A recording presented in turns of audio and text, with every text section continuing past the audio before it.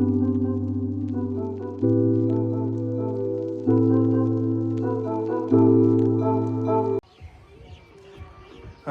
বন্ধুরা, আপনাদের আশা করি সবাই ভালো আছেন। আজকে আমরা একটা নতুন টপিক, গোলাপের কীভাবে প্রতিস্থাপন করব সিনজার মিডিয়ায়। এই গাছটা আমি লোকাল নার্সারি থেকে নিয়ে এসেছি। যেহেতু আমাদের এখানে কোনো আইডির ব্যবস্থা থাকে না, সেই জন্য কোনো আইডি পাইনি গাছের ধরে। তাও ভাগ্যক্রমে আমি এটাও ডবল ডিলাইট। দেখতে পাচ্ছেন ফুলটা খুবই সুগন্ধি ফুল, হাইলি ফ্রেগনেন্স ফ্লাওয়ার। এটা কালারটাও সুন্দর হয়। হ্যাঁ, গাছটা আমার অন্য গাছ না পাওয়াতে আমি গাছটা বাধ্য হয়ে নিলাম, কারণ এই গাছটায় প্রায় একটু ডাইব্যাকের সমস্যা আছে, ঠিকঠাকভাবে পরিচর্যা না করলে পরে। এবং গাছটা দেখছেন পুরোটাই ফাঙ্গাস এফেক্টেড, পাতায় কালো কালো ছোপ, ডালক হয়ে আছে। তো আমরা কীভাবে প্রতিস্থাপন করবো এবার সিনজার মিডিয়াতে, সেটা আপনাদেরকে আস্তে আস্তে দেখাবো। এবার সবার আগে কী করবো, যে এর যত পাতা ফুল যা আছে সব কিছু কেটে দেবো, কোনো কিছু রাখবো না। কারণ পাতাগুলোতে এফেক্টেড পাতা অলরেডি, কারণ এই পাতা থেকে আমার যে আদার্স গাছগুলো যেগুলো আছে সেগুলোতে এফেক্ট হওয়ার সম্ভাবনা আছে। সেই জন্য আমরা এইভাবে আস্তে আস্তে সমস্ত পাতা, আগে ফুলটা কেটে নিলাম।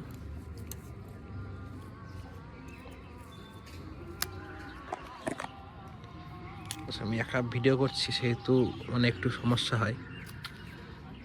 এই যে ফুলটা কেটে দিলাম। এই পাতাগুলো ছিঁড়বেন না, চেষ্টা করবেন কাঁচিতে এইরকম করে কেটে দেওয়ার। তাহলে কী হবে, নোটগুলো নষ্ট হওয়ার সম্ভাবনাটা কমে যাবে। এই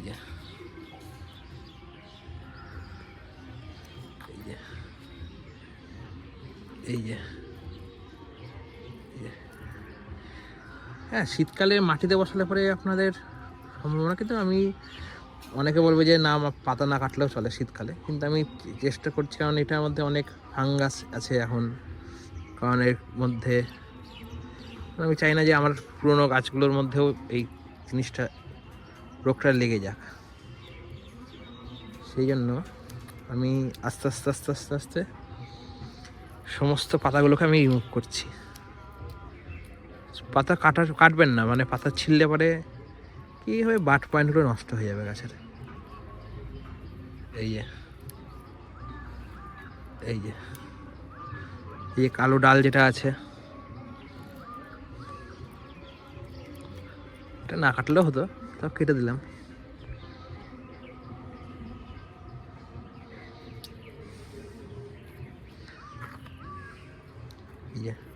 আমি একটু পরিষ্কার করে নিই, দিয়ে আপনাদের সঙ্গে আবার আমি দেখাচ্ছি কি করছি। এরকম একটা বালতির মধ্যে জল নিচ্ছি, দিয়ে গাছটাকে বেয়ার রুট করবো, কোনো মাটি যেন না থাকে গাছের ঘরে। দেখুন,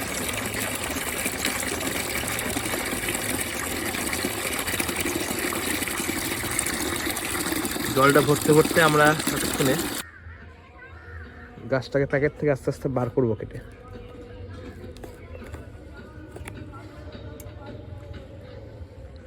এভাবে কেটে বার করতে আমি আগে কেটে নিই, কারণ আমি একাই ভিডিও করছি, সেই জন্য আসলে এক হাতে কাটা সম্ভব হবে না।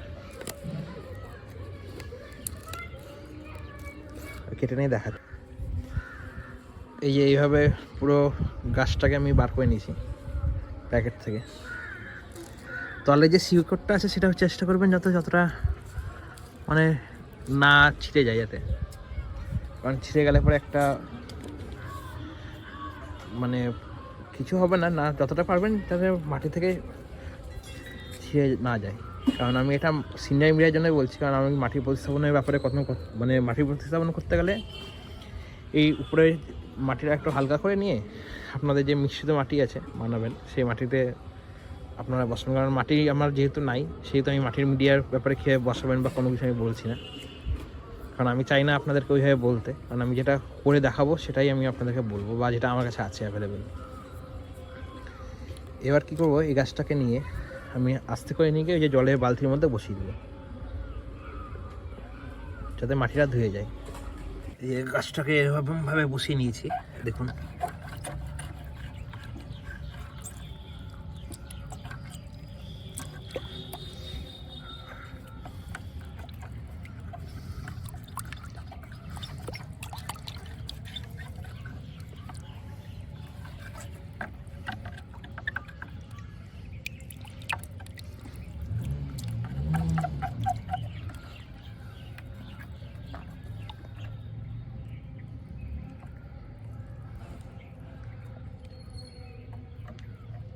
এরকমভাবে আস্তে আস্তে আস্তে আস্তে মাটির বলটা যাতে জাস্ট, যদি কেউ না পারেন অসুবিধা কিছু নাই, আপনারা এমনি বসিয়ে দেবেন,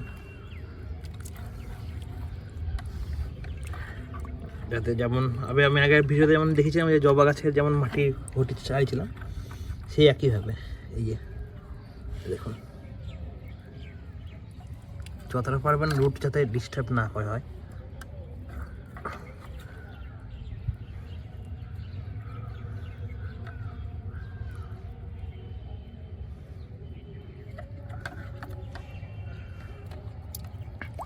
আমি এরপরে এই যে মাটিটা আর একটু ধুতে হবে, আমি ধুয়ে নিই। এই ভিডিওটা একটু লম্বাই হবে, একটু বড় হবে, পুরো ভিডিওটা স্কিপ না করে দেখবেন, তাহলে আপনাদের পক্ষে সুবিধা হবে। আশা করি আপনারা বুঝতে পারবেন যে কীভাবে সিঙ্গার মিডিয়াতে প্রতিস্থাপন করব। এই একই পদ্ধতি, যাদের পুরনো গাছ আছে, যারা মাটি থেকে ভাবছেন যে সিন্ডার মিডিয়াতে দিব, তারাও সেই একই পদ্ধতিতেই মানে অনুসরণ করতে হবে তাদেরকেও।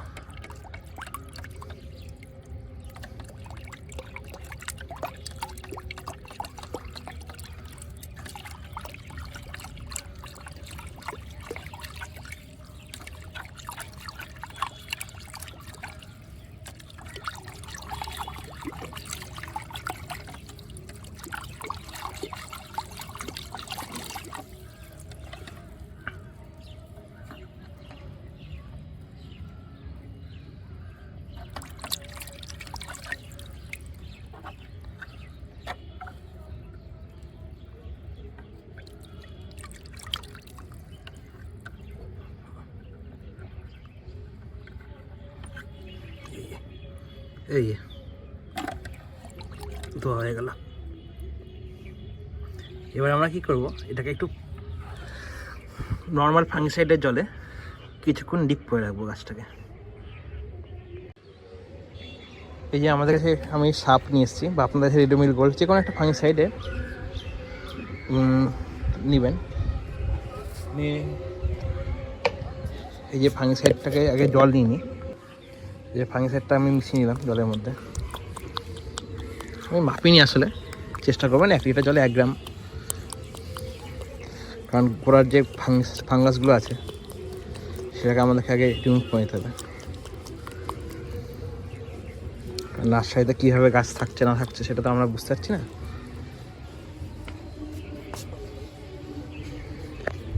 এই যে পুরো মাটি দেখুন, পুরো মাটি রিমুভ হয়ে গেছে প্রায়, যতটুকু মাটি এখানে একটু আছে, অসুবিধা কিছু নাই।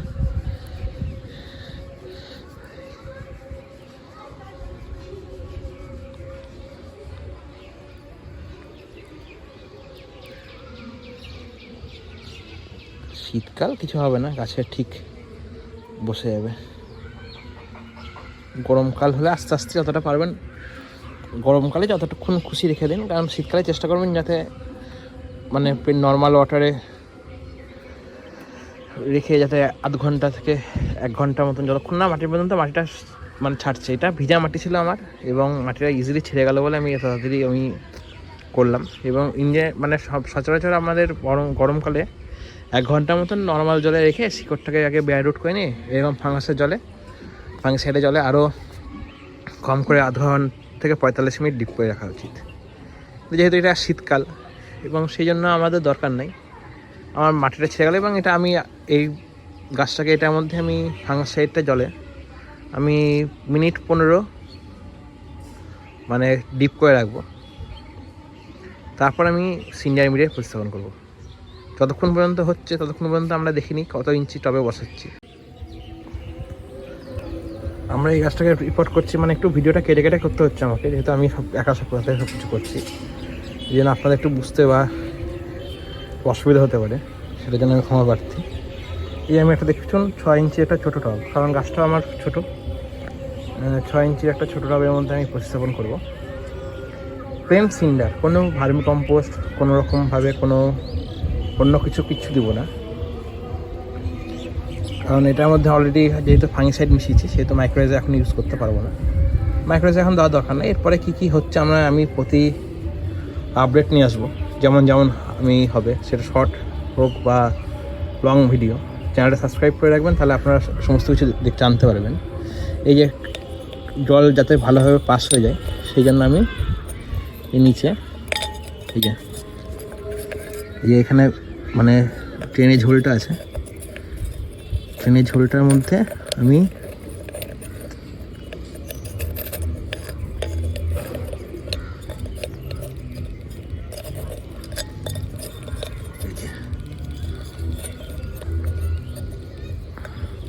ট্রেনের ঝোলটা আমি দুটো দিয়ে দিলাম যাতে জল নিকাশিটা ভালোভাবে বেরিয়ে যায়। এই যে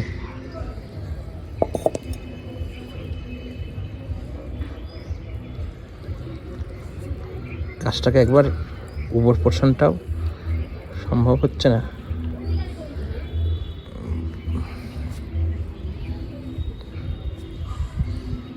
এবার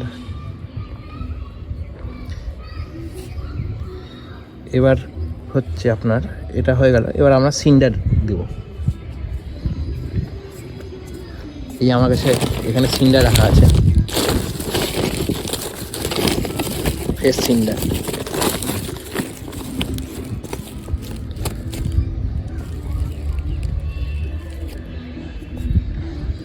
এই যে সিন্ডার আমি ভর্তি করলাম,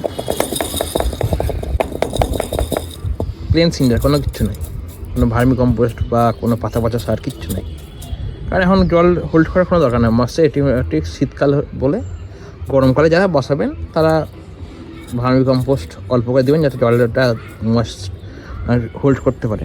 তা খুব সামান্য, সেটা যদি আমি কোনোদিনও গরমকালে গাছ বসাই তাহলে আমি আপনাদেরকে দেখাবো। আমি সাধারণত সবথেকে ভালো সময় হচ্ছে আপনার এই নভেম্বরের ফার্স্ট থেকে ফেব্রুয়ারির লাস্ট পর্যন্ত বা মার্চ। গাছটাকে একটু চান করে নিলাম আমি ফাঙ্গিসাইডে জলে, যদি গাছের মধ্যে কিছু থাকে। এই যে অনেকক্ষণই হয়ে গেল, আমার 15 মিনিট হলো। এবার এই যে একটু উঁচু করে বসাচ্ছি, কারণ ছোটো টপ তো, কারণ উঁচু করে বসালে আর কী হবে, রুটটা ভালো ছড়াতে পারবে। এবার বাকিটা আমরা ফ্রেশ সিন্ডার দিয়ে ভর্তি করে দেবো। এরকমভাবে সিন্ডার দিলাম কিছুটা, এরকমভাবে ঢাকাই দিলে পরে কি এয়ার বাবেলস যেগুলো থাকবে সেগুলো মানে আপনার কী হবে না, কাজটা যতটা পারবেন। মিডলে আমার মনে হয় একটু সাইড হয়ে গেছে, মিডলে হয়নি। এই যে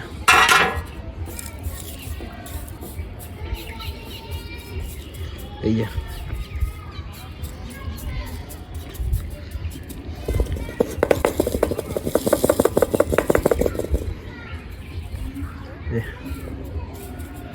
চাপাচাপি করার কোনো দরকার নেই, এমনি নাড়া দিলে পরেই আপনার ঠিকটা বসে যাবে সিন্ডারগুলো।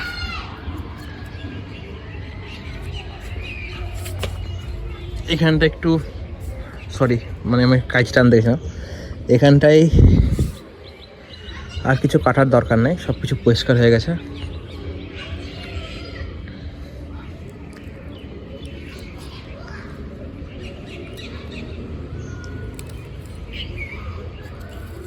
এখানে একটা শুকনো ডাল ছিল, এই যে এই দেখুন শুকনো ডাল, শুকনো ডালটা আমি কেটে বাদ দিয়ে দিলাম। এবার কি করব, এর মধ্যে জল বলতে গেলে এখন আজকে জলটা হবে সেই ফাঙ্গিসাইড বা যে জলটা আছে সেই জলটা আমি এর মধ্যে ড্রেঞ্চ করে দেবো, যেটার মধ্যে আমি ভিজিয়ে রেখেছিলাম। তাহলে কী হবে, আমার যে সিন্ডারটা ধুয়ে যাবে, পুরো ওয়াশ হয়ে যাবে। যে আমি একটা দুটো হিসাবে বসালাম, দুটো স্টোনের উপর। এই যে আমার গাছটা, এই যে আমার ফাঙ্গিসাইডে যে জলটা ভিজিয়েছিলাম সেটাই এরকম করে দেখুন কালো জল বেরোচ্ছে তল দিয়ে। দেখুন সাদা জল এবার আসতে শুরু করেছে।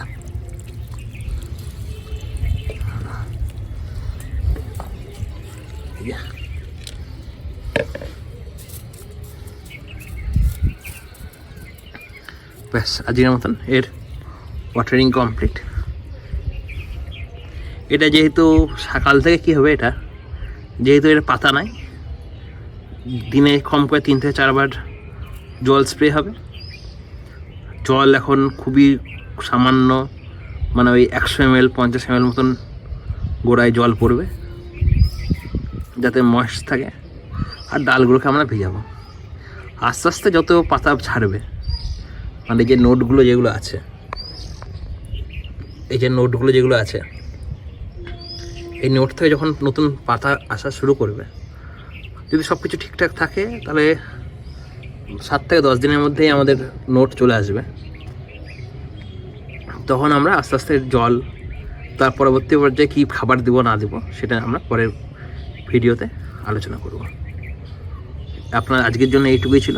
আপনাদের যদি কোনো প্রশ্ন থাকে তাহলে আপনারা অবশ্যই কমেন্টে জানান। আমি আমার ফেসবুক অ্যাকাউন্ট প্রোফাইলের লিঙ্কও আমি কমেন্টে পিন করে দেবো। যদি কোনো কোশ্চেন থাকে বা জানতে চান কোনো কিছু ব্যাপারে, আপনারা আমাকে মেসেজ করতে পারেন। হ্যাঁ, আমি এটুকু বলতে আমি কোনো বড়ো সড়ো রোজারিয়ান না, বা কোনো আমি 100 ফ্লাওয়ার্স 50 ফ্লাওয়ার্স 40 ফ্লাওয়ার্স হয় না। এবছর আমি প্রত্যেকটা গাছে আমার 5টা থেকে 10টা ফুল হয়েছে, সবই নতুন।